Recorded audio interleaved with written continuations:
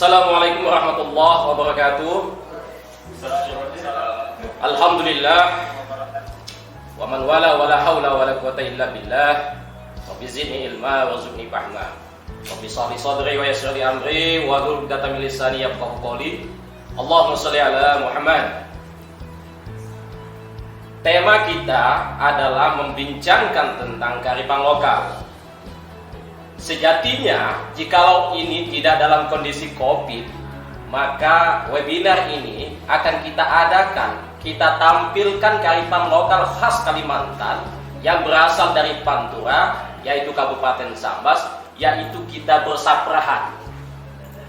Nah, hanya saja karena kondisi seperti ini, cukuplah saya hanya membentangkan kearifan lokal saprahan.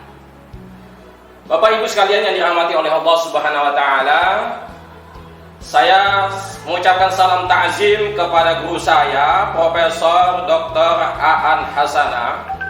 Bu Aan Hasanah.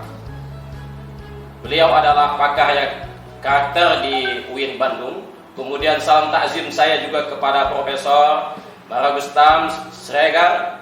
Saya yakin beliau itu adalah telah banyak mewarnai pendidikan karakter di UIN Yogyakarta, sehingga sampai saat ini Pak Arif Sukino juga menginspirasi salah satunya mengadakan webinar dengan tema yang bertajuk eksistensi kearifan lokal dalam membentuk generasi milenial.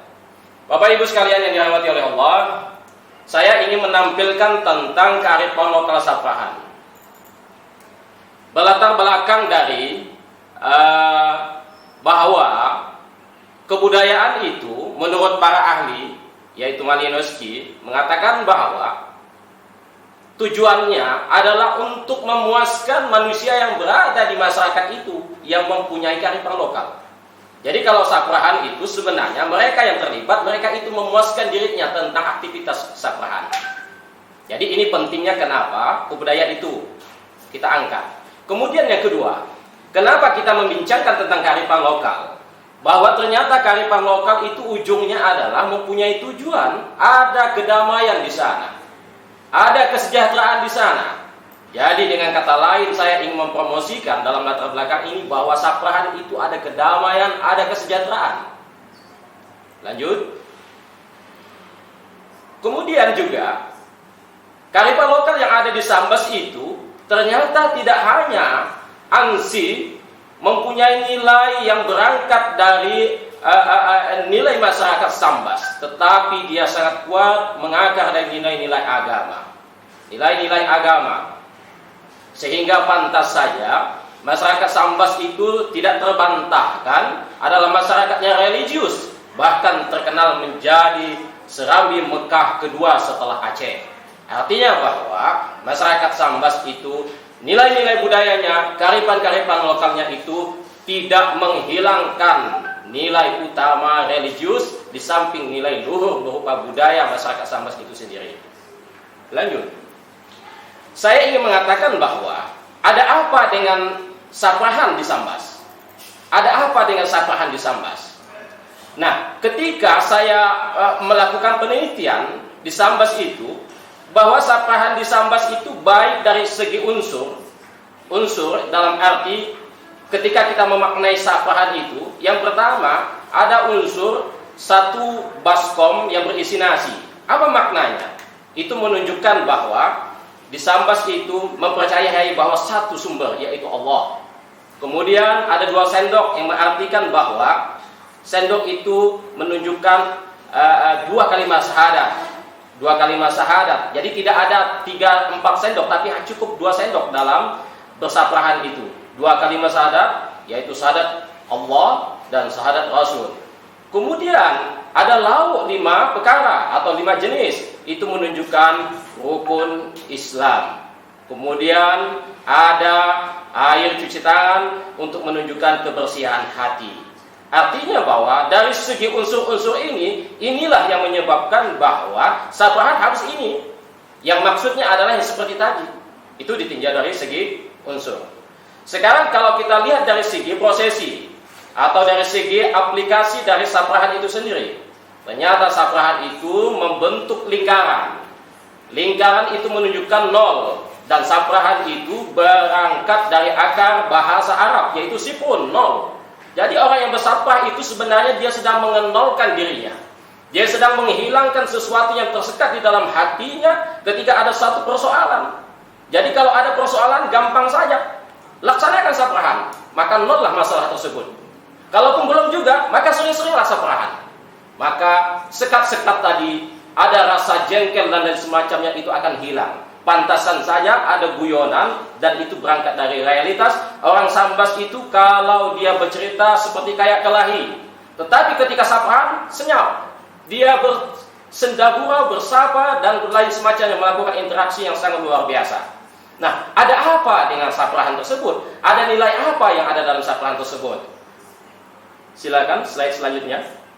Yang pertama adalah saprahan itu mempunyai nilai kekompakan. Orang yang bersaprahan, orang yang kompak. Baik yang datang menghadiri saprahan maupun yang mengundang saprahan. Itu ada kekompakan. Yang kedua, lanjut nilai-nilainya. Yang kedua, lanjut. Yang kedua, ada nilai sosial. Orang yang bersaprahan itu harus melakukan interaksi. Jadi dalam lingkaran tersebut tidak boleh berdiam diri, tidak boleh tidak berbicara. Nah, ini sepertinya terkesan bertentangan dengan nilai-nilai Islam. Kalau lagi makan itu mereka harus diam, fokus kepada makanan. Tetapi di Sambas beda. Ketika dia makan, justru mereka harus berbicara dalam saprahan. Kalau tidak berbicara, ternyata mereka itu dianggap orang yang tidak berinteraksi, orang yang sombong. Yang ketiga, orang yang bersaprahan itu adalah orang yang tidak ego. Tadi dikatakan oleh Profesor Maragustam, inti dari masyarakat generasi milenial itu adalah egosentris. Nah, milenialnya di Sambas, semodern apapun masyarakat Sambas, mereka menggunakan HP dan lain semacamnya. Ketika dia bersaprahan, egonya hilang. Dia saling membagi. Baik tidak ada monopoli dalam pembicaraan, tidak ada monopoli dalam menyantap makanan, karena dia harus menyantap makanan pakai tangan, tidak pakai sendok. Jadi berbagi dia, saling mencubit makanan, meracik makanan, berbagi sehingga adillah dalam saprahan tersebut.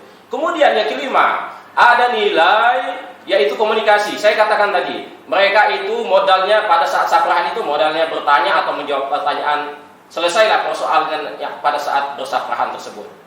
Yang keenam, bahwa ada persoalan etika pada saat saprahan. Nah, di sini banyak etika-etika pada saat orang bersaprahan. Yang pertama, etika dalam berpakaian. Mereka duduk bersaprahan itu menggunakan pakaian berlatar basis budaya.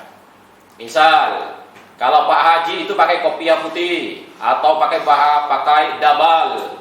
Dabal itu seperti jas tapi memadukan antara jubah dan jaket. Nah, itu disebut di Sambas disebut dengan dabal. Nah, itu posisinya mereka itu di ujung tempat pelaksanaan upacara atau kegiatan saprahan. Itu apa? Menunjukkan etika. Etika dalam hal menghargai tuan rumah. Kemudian ada etika yang lain, etika duduk. Mereka duduk itu melingkar, mereka duduk itu tidak menjolokkan kaki. Jadi kalau 2 jam ya mereka tetaplah menjaga etika duduk itu. Kemudian ada etika berbicara, ada etika makan. Kemudian yang terakhir itu ada etika pada saat dia ingin meninggalkan saprahan itu jangan sampai seenak dewe kalau bahasa Jawanya. Tapi dia itu kompak. Tidak boleh satu persatu. Beda dengan orang yang prasmanan. Kalau selesai makan mereka keluar dari lokasi acara tersebut. Tapi kalau saprahan tidak. Ketika selesai acara, selesailah semuanya. Dan mereka kompak keluar dari saprahan tersebut. Yang terakhir adalah saprahan itu mempunyai nilai kehormatan. Nah, ini jelas, ini nilai pentingnya bahwa ada kedamaian di sana. Orang yang bersaprahan itu adalah orang yang menghormati. Orang yang menghormati, baik hormat dalam pengertian ditampakkan dari pakaian maupun dari tempat duduk. Kalau pakaian jelas itu menunjukkan aurat. Sesuai dengan kaidah Islam, yaitu menjaga aurat, tidak menampakkan sesuatu yang bertentangan dengan Islam. Kemudian dari tempat duduk dipisahkan antara laki-laki dan perempuan. Tapi kalau prasmanan itu beda, mereka menyatu, suami istri berdekatan, di sebelahnya ada suami istri juga. Tapi kalau saprahan beda, menyatu, berbeda antara laki-laki dan perempuan. Artinya apa? Di situ ada nilai kehormatan diri yang ditunjukkan dengan cara duduk dan berpakaian. Pertanyaannya adalah, bagaimana membentuk generasi berkarakter, generasi milenial yang berkarakter tanpa tercerabut dari nilai-nilai budaya? Nilai-nilai budaya yang berkearifan. Jadi tidak hanya bernilai budaya, tapi berkearifan. Yang seperti dikatakan oleh Profesor Aan tadi. Tidak semua nilai budaya itu berkearifan, tetapi saprahan ini memiliki nilai plus berkearifan. Apa itu kearifan? Arif itu kita menggunakan bahasa Arab, yaitu uruf, yang mempunyai arti 3. Yang pertama itu mempunyai arti mengetahui. Jadi urufnya saprahan itu harus diketahui. Yang kemudian dipahami. Tapi yang ketiga ini yang paling penting, diakui. Maka masyarakat Sambas itu diakui ketika menyatakan saprahan, maka yang tergambar adalah masyarakat Melayu Sambas. Dengan kata lain, masyarakat saprahan memiliki nilai kearifan lokal, memiliki tradisi kearifan lokal yang sangat ikon, yaitu saprahan. Nah, itu kearifan lokal. Artinya dia diketahui, dipahami, kemudian diakui sehingga tidak terbantahkan. Modern apapun generasi mudanya, mereka lepaskan egoismenya, mereka lepaskan teknologi dalam pengertian, ketika duduk mereka tetap melaksanakan nilai-nilai yang ada dalam saprahan tersebut. Bahkan proses ketika dia melaksanakan saprahan, dia tidak menghilangkan alat teknologi dengan cara menggunakan alat teknologi dan lain semacamnya. Artinya apa? Generasi milenial tetap mempertahankan saprahan. Lanjut, bagaimana cara strategi pembentukan karakternya di sini? Tadi Profesor Aan telah mengatakan ada teori yang dikembangkan, yaitu teori lama, yaitu dari pencerahan indera, yaitu ada teori internalisasi, sosialisasi, dan enkulturasi. Ini sangat ampuh. Namun ini sifatnya lama, enggak jadi masalah. Inilah proses pembudayaan, penanaman atau meyakinkan nilai-nilai saprahan itu menjadi lebih kuat dengan strategi seperti ini, yaitu teorinya pencerahan indera. Tetapi ada strategi yang menurut saya kekinian yang harus kita sikapi. Misalnya begini, yaitu ada teori yang dikatakan oleh Talcott Falson dengan teori akilnya, yaitu adaptation, bahwa kita adaptasikan, kita nyatakan bahwa saprahan itu tidaklah terbelakang, saprahan itu tidaklah ketinggalan zaman. Bahkan sekarang orang itu sedang bersaprahan. Di zaman modern, di kafe-kafe mereka melantai seperti bersaprahan, artinya sudah mengadaptasi. Kemudian pencapaian tujuan, artinya bahwa saprahan itu harus disampaikan. Apa nilai-nilainya? Jangan sampai terbiar, jangan sampai tidak diketahui, jangan sampai tidak dipahami, apalagi tidak diakui. Itu harus kita sampaikan bahwa di sana ada tujuan dari saprahan. Kemudian yang ketiga, ini sangat penting sekali, integrasi.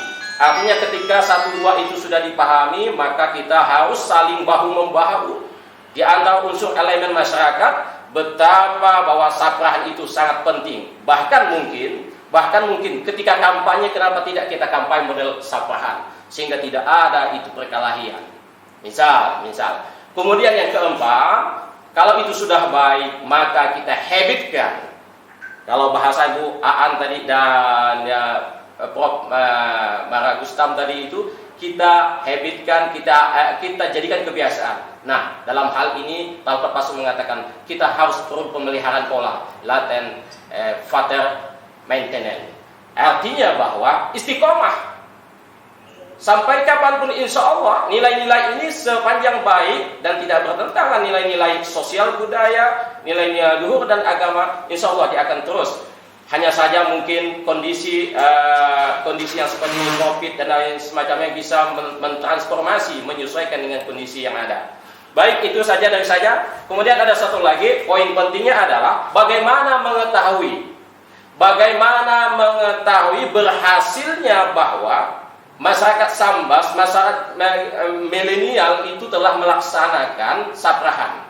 Bagaimana keberhasilannya? Saya menawarkan ada 5 T. Yang pertama adalah T pertama itu mulai tampak. Mulai tampak. Gimana caranya? Ketika ada orang perhatian dengan sapaan, berarti sudah berhasil sapaan itu. Yang kedua, baru tampak. Artinya apa? Indikator baru tampak itu adalah orang mulai mengikuti sapaan. Berarti berhasil sapaan tersebut. Yang ketiga, setengah tampak. Artinya apa? Kadang-kadang dia sapaan, kadang-kadang dia prasmanan. Berarti berhasil sapaan tersebut. Yang keempat adalah tampak sekali, artinya lebih banyak saprahannya daripada tidak saprahannya. Yang kelima adalah tampak menjadi, bahwa Sambas sudah menjadi ikon. Saprahan itu adalah menjadi identitas masyarakat Melayu Sambas. Yang ini saya pikir yang menjadi pendidikan yang harus kita poles, karena pendidikan itu menjadi strategis untuk menuju masyarakat yang berkearifan dan berkemajuan melalui kearifan lokal. Terima kasih. Billahi taufiq wal hidayah. Wassalamualaikum warahmatullahi wabarakatuh.